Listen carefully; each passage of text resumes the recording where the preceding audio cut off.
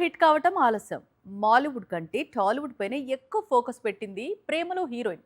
దీంతో అక్కడ back to back movies చేసింది. కానీ కాలం కలిసి రాలేదు. ఇప్పుడు కోలీవుడ్ నుంచి లేటెస్ట్ హోప్ మాత్రమే మిగిలి ఉంది.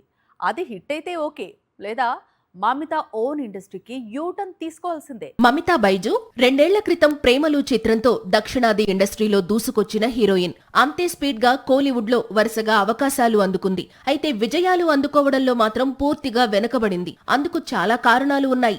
డ్యూట్ తో 100 కోట్ల వసూళ్లను చూసిన తర్వాత కోలీవుడ్ లో వరుస పెట్టి ఆఫర్స్ అందుకోవడం మొదలు పెట్టింది మమత.